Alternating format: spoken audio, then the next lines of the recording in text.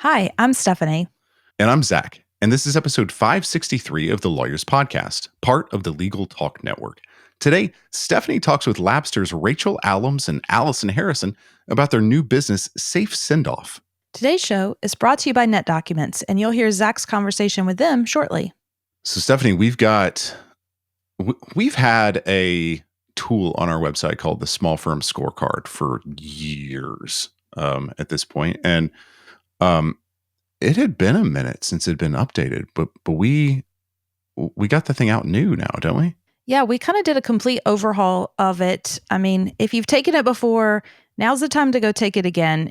I'll say it used to be 50 questions, and it was sort of up in the air as to, it just said like, are you a 1 or a 10 or somewhere in between without a lot of guidance.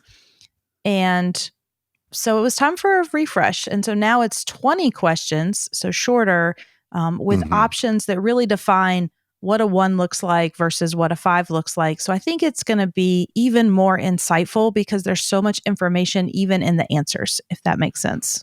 Yeah. One of the things I've noticed going through some of these things and building it and putting it into, our forms and whatnot is that it's not, it felt like one big letter grade in the previous iteration of this. And now it feels a little bit more specific because we've broken it into our healthy firm rubric, healthy clients and healthy owner and all that. And it feels more like, okay, well, I might be killing it on healthy profits, but I'm fundamentally an unhealthy owner, and kind of really getting into everybody's law firm is different.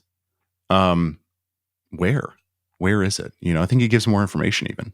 I think so too. And I think it also, no matter where you grade yourself now, and again, it's like not about judgment, it's just information, right? Taking an assessment and taking stock on where you are right now, where are you strong and where are the opportunities. But what I love about the new format is even in the answers to the questions, it will give you an idea of what those 5s look like. What is a thriving firm and how does that look and feel that's different from a firm that's maybe struggling or still learning to optimize? And so not only are you going to have a clearer picture of where you are today, but you're going to have some insight into what it could look like and what next steps should be. We would encourage everyone listening, whether you've taken the scorecard somewhat recently or whether it's been a couple of years since you've taken the scorecard, to go to Lawyerist.com/scorecard and take a look, give it a shot, see how your firm lines up. Yeah. And bonus, as part of that process, you'll be asked if you want to connect with one of our coaches for a little bit more deep dive and insight into your score and what some next steps could be for you and your firm. So make sure you take advantage of that too. Well, now here is our conversation with our sponsor guest, and then we'll head into Stephanie's conversation with Rachel and Allison.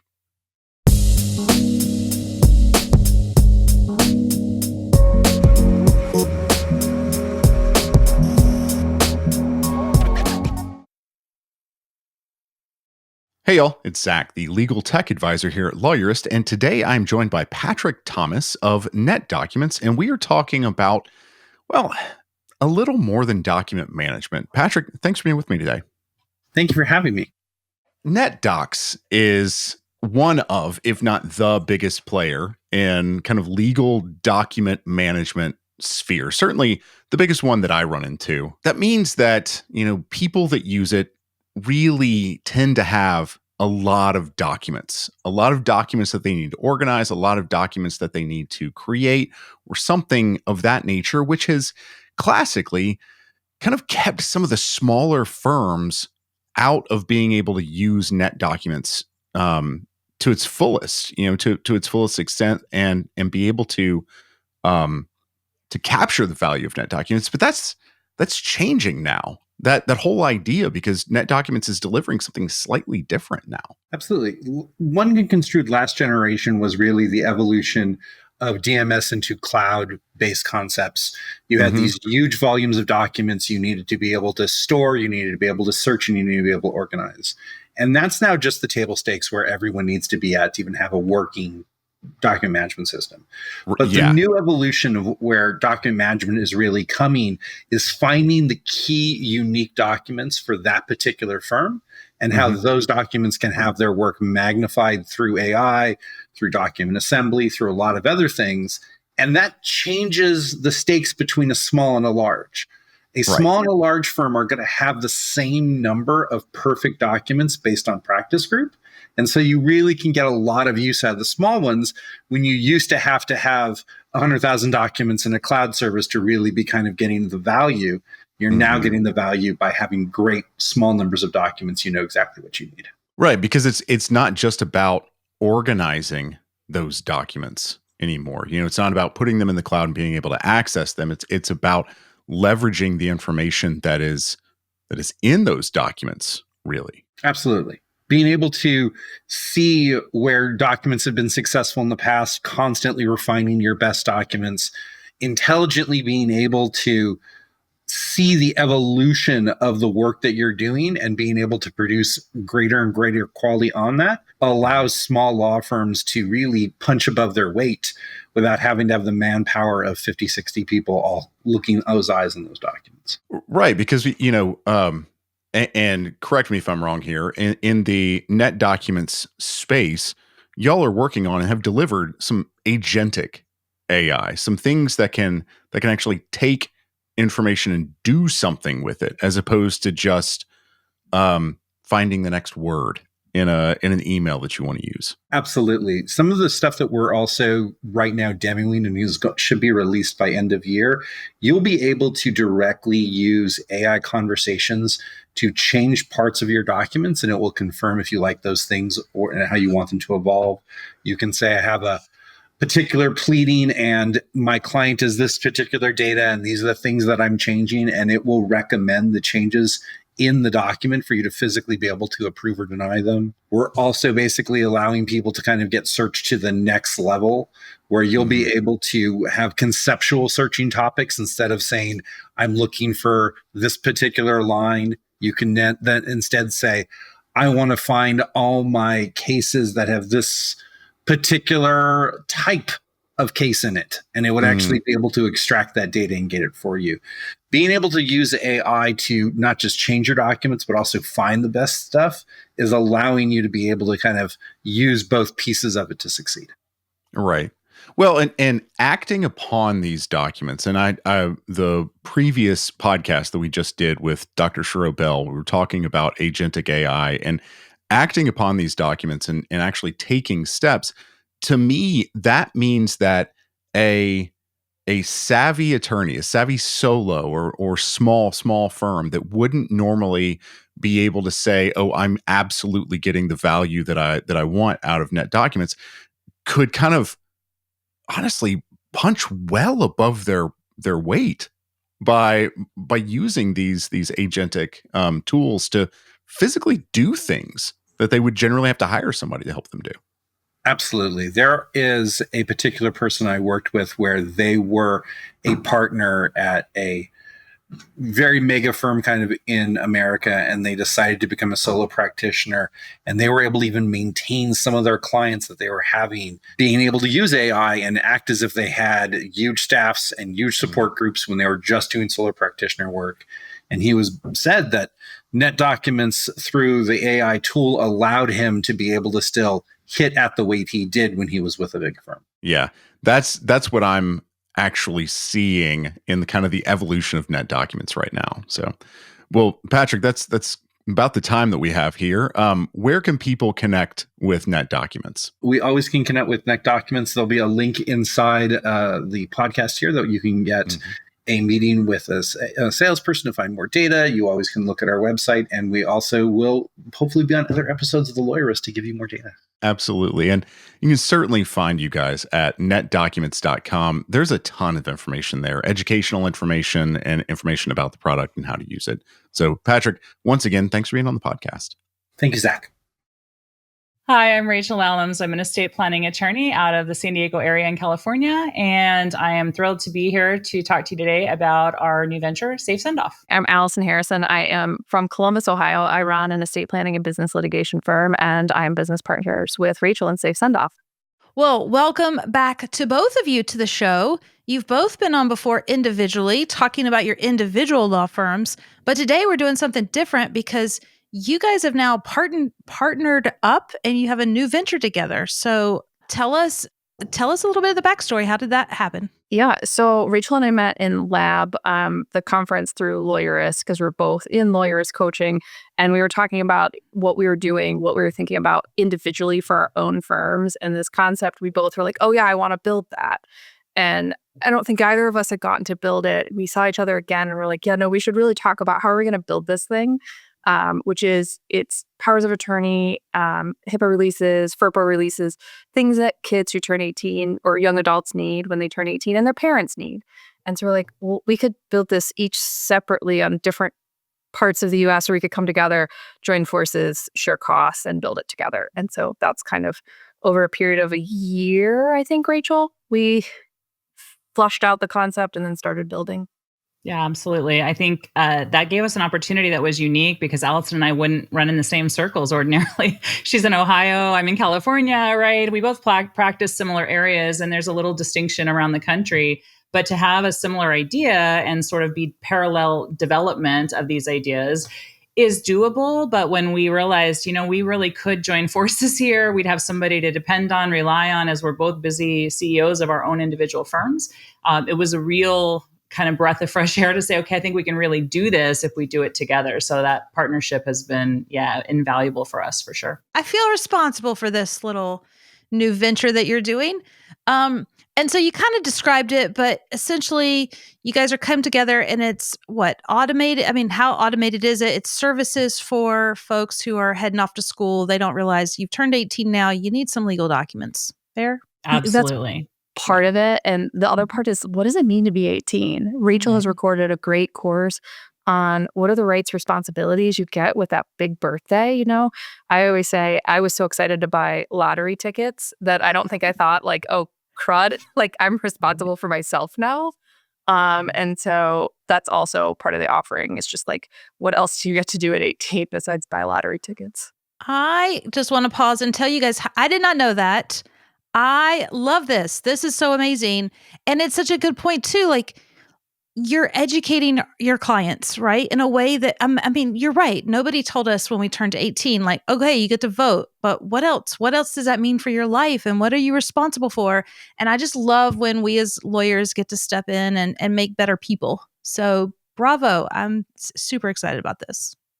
Yeah, I think that was really born for me out of a real desire, as you said, to educate young people because I have two young adults in my life as well. My children are 22 and 24, both recent college graduates. Both went somewhat away for school, one kind of near to home, one a little further. And it was eye-opening for me, even as an estate planning attorney, realizing, gosh, you know what, we're cut off sort of instantaneously as parents, even in high school, as most kids are turning 18 before they even graduate, right? So suddenly they're being called into the office to say, listen, do you want your parent or guardian to still have permission to do this or that? Or do you want to take control and sign yourself out of school or whatever it is that you want to do? And that's how the law works. And many parents are uneducated about that as well. So it's sort of a startling rude awakening when that happens. So from my perspective as a mom, sending kids off to school, and then some of my friends sending their kids off into the workforce, anywhere they're going, the military, they just want to make sure that if you need somebody to support you, you have that. And so not only is it providing these legal documents, which are so imperative, but that education. And that's why the Adulting 101 webinar was born. Kids don't have, when you're of legal age to get married, you could have a family. What does that mean if that ends and you have children? What about making a simple lease for an apartment the first time out? Having a job for the first time and understanding, you know, what are the rules about being an employee or an employer? You know, they've never experienced filing taxes, most of them. So it's just a real introductory seminar in making sure that they understand and in speaking to them. That was something Allison and I both agreed on, I think, early on in creating Safe Sendoff is, you know, we always talk in Lawyerist about sort of your ideal client, and we have a twofold client here. We have the parents who will probably be the drivers of this because they're worried about their kids. They want to make sure they have that support. But we wanted to speak to those young adults and respect the fact that they are the adult in this, they are the client in this exchange with us. So really speaking to both clients to make sure the parents feel understood and that they have some basic information, but really that the kids are the ones, these are young adults rather, that we want to talk to and address their needs and their concerns. Love it. How was it for you to Rachel, you're in California. Allison, you're in Ohio. So, I mean, you could get a little bit further away from each other if you tried, but how was it to come together and work together on this project? What's that process been like? I mean, I think that's why it took us so long from concept to release to the public, because it is not our day job, right? We both run law firms. And at the same time we were building this, I think we were both growing quite a bit in our firms. And so it was really difficult to find the time. It was, for me, calls at 8, 9 p.m. weeknights or on the weekend. And I think I interrupted Rachel's pickleball more than she really wanted me to because I was like, oh, we need this call. That's Sunday during pickleball because it was midday for her.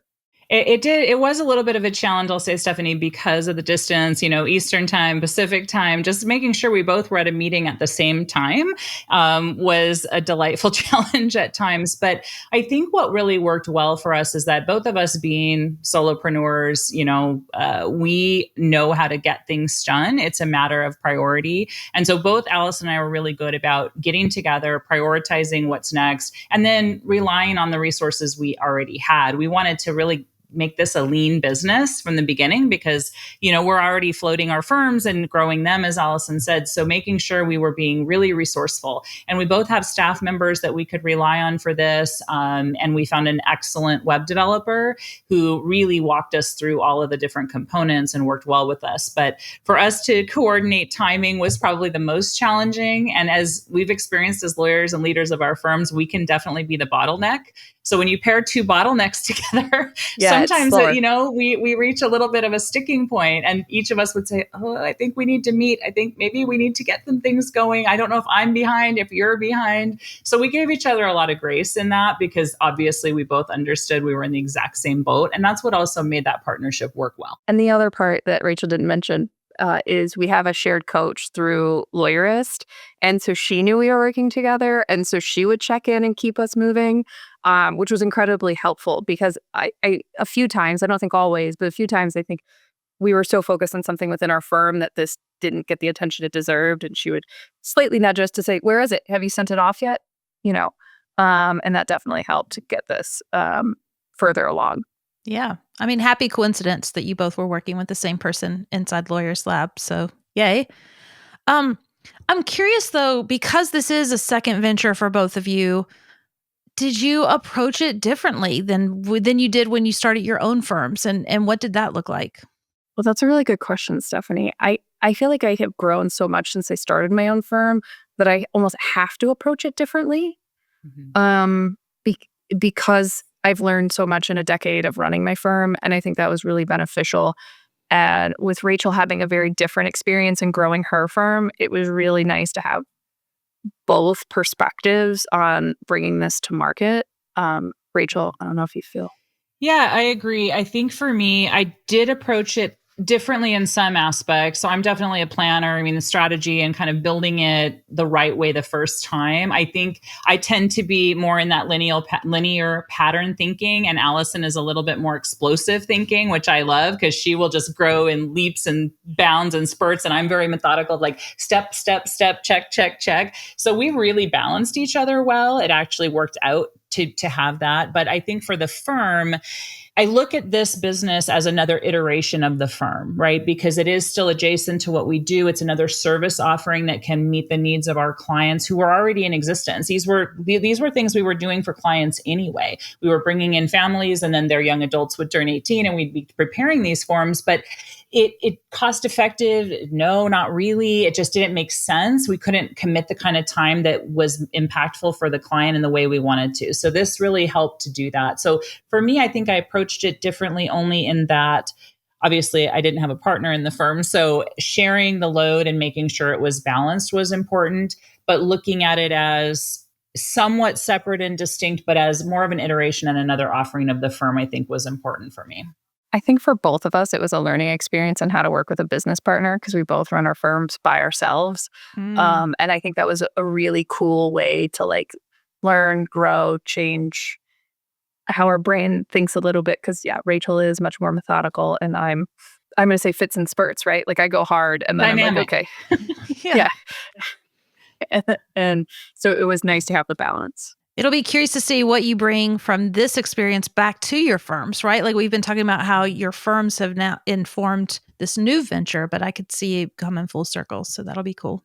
I mean, I do think you guys approached it differently, even if it's not obvious to you, because obviously you've learned so much inside of Lab. I mean, come on, we've been teaching you the right way to build a firm. So this was your chance to mold it from scratch and be like, okay, I'm going to do it differently this time. Just coming from it from that same shared language and perspective of understanding what is our purpose, what is our vision, who are our clients, how are we going to build this, so we could come up with the structure. And then once we got into how, the how was done and the why was there, then we started with the how pieces and getting all of the task work done. But to be able to come together, even at Lab, when we first decided, we should partner up on this, we could be much more impactful. We can serve nationwide, and this would be a really big leap for us forward in our firms and in accessing and providing legal information and support to clients. So having that ability to sit down and say, well, what is it going to look like? What is our real goal here? That was really important for both of us, I think.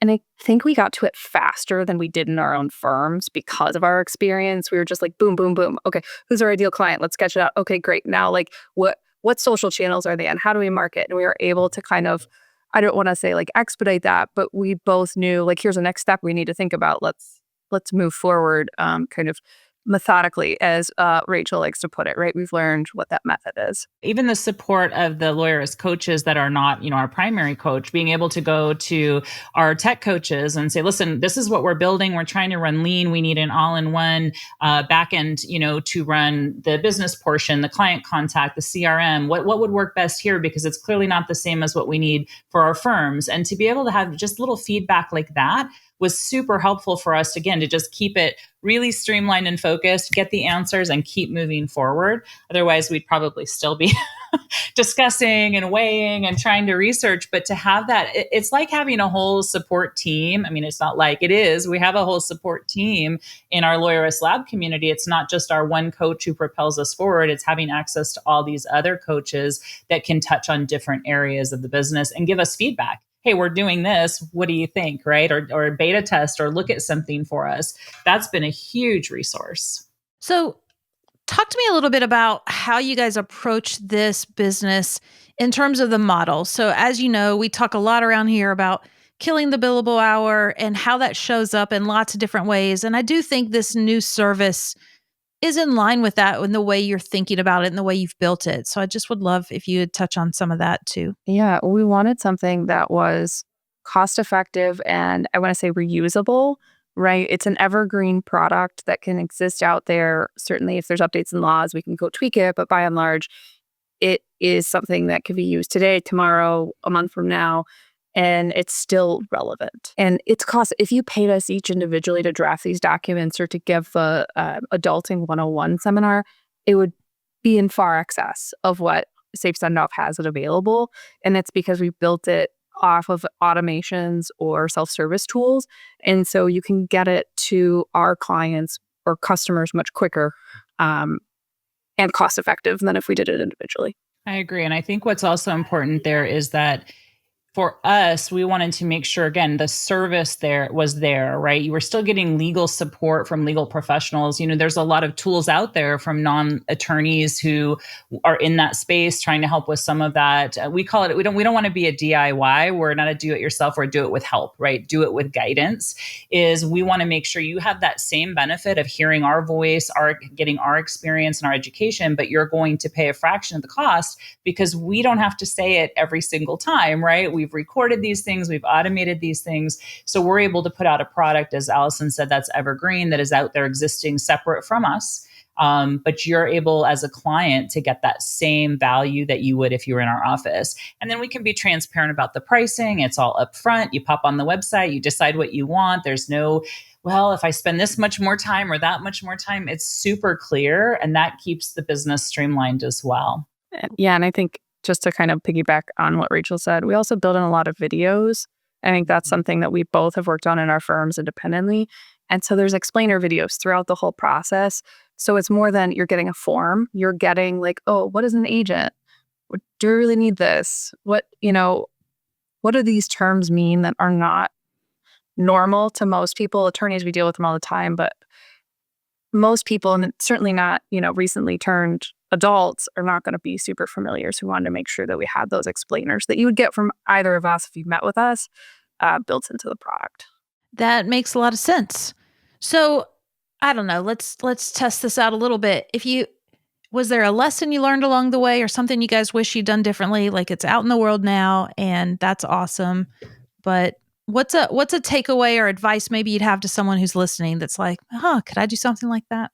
I think partnering with the right person is important, right? And having a clear vision of what both of you want, as well as clear expectations. What's the time frame? How much are we both going to commit to this? We are business partners, so there's a financial component to it. Each of us have to be clear and upfront about that. And many solos, at least that I've experienced, part of the reason we like being solo is we don't need to share any of that with anybody, right? We're in control of the financial ship. We steer it. We know what's happening. We decide what gets shared.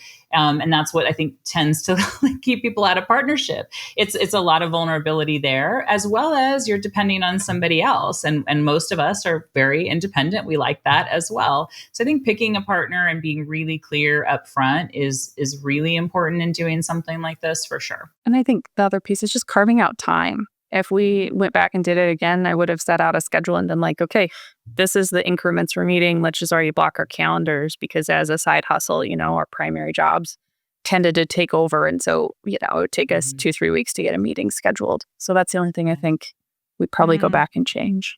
And I think we're learning where we need to continue to expend either time or energy in making sure that this is going to get off the ground, right? We built something amazing. It's working well. And now it's turning into, how do we get clients there? How do we get the word out? So that marketing piece, and really learning where, we're both pretty bright. We're both excited about trying these things, but we also know our limitations and that we only have so many hours in the day. So really making sure that we choose the right partners to help us now at this point to move things along, I think is important too, is knowing when you shouldn't be taking on more, when even though we can, right? Each of us is skilled enough or can figure it out. We shouldn't be spending our time figuring out those things. We should be employing people who are experts at that and can do that as well. I think that's important for us to keep in mind, because both of us are very like, well, we could just do this. I'll just design this. I'll write this. I'll create this. So it's a matter of just kind of also putting a little pause on ourselves and going, yes, you could. But just because you could doesn't mean you should. Right.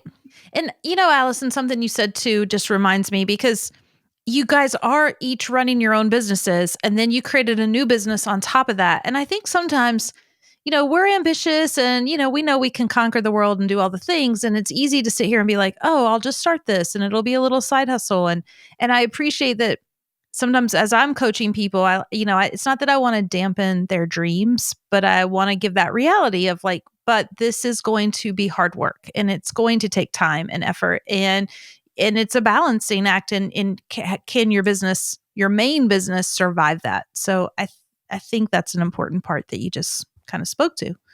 And you forget how hard it is to start from scratch, like trying to figure out where you buy your domain, what do you name it, like those things. When you, at least I think for both of us, are so far in the rearview mirror from our firm that when we sat down to do it, we're like, do you remember how we buy that thing or set up an email? Like it just exists and it's worked for so long. And it changes. The technology is different than when we did all of that as well. So we're not like, oh, I just did that last week. No, that was years ago. Yeah. Keeping up. What's next? What are we going to do with this thing? Or something else? No, I think our goal now is just to market the heck out of it, right? Like it's graduation season, at least in Ohio. It will be out in California shortly. And so it's really targeting those folks that are facing this reality of their kids are now going off away from home, and this is certainly on parents' minds. I don't know that it's necessarily on kids' minds, but it's definitely on the parents. And so it's reaching out to them, making sure that they're aware that they have resources and can take action. And so I would say see more of us on social media because we're going to be there and we're going to be loud. Yeah, I would agree. It's really about making sure that people know about the resource. It's so valuable. We want to make sure that it doesn't stay under wraps for sure. That it's a nationwide product. It can be used anywhere by anyone, which I think is fantastic. And one of the things we offer also is you could book a call with an attorney. So if you really feel like you need that extra help, and so we are currently building out our network of attorneys in each state, and we're using a lot of our lawyerist contacts for that, people we know, like, and trust, which is phenomenal. So I think it's really making sure that we have put the best effort behind getting this out there in the world before each of us moves on to the next thing that we're already excited about and all have in the hopper, because we both already have things we're excited about and we want to do next. So it's really just making sure that we don't jump to the next thing before we have fully given this thing all that it needs from us before we move forward. Yeah. Yes, more sage advice. Sounds like you've been talking to a coach lately. I love it. As you guys were talking, I'm just going to make a plug for this because I'm proud of you and I want to support you. But for our attorneys listening, I'm sure that occasionally you do get these calls, and especially if this isn't your area, it might sound easy. Oh, I could go. How hard would it be to create a couple of forms? But it's time, right? Like, you make more money off of a no. Here's an easy way for you can just send someone to the website. They can get it super cost effective because of the way you guys have built the product. The attorney can have that great, thank you for sending us to an awesome referral. And you, the attorney, stays focused on what you do best. Because as lawyers, it's so tempting for us to be like, but I could just do it. And that's where we get ourselves in trouble, because I don't practice this area every day. And I don't know the things, and then it's frustrating and hard.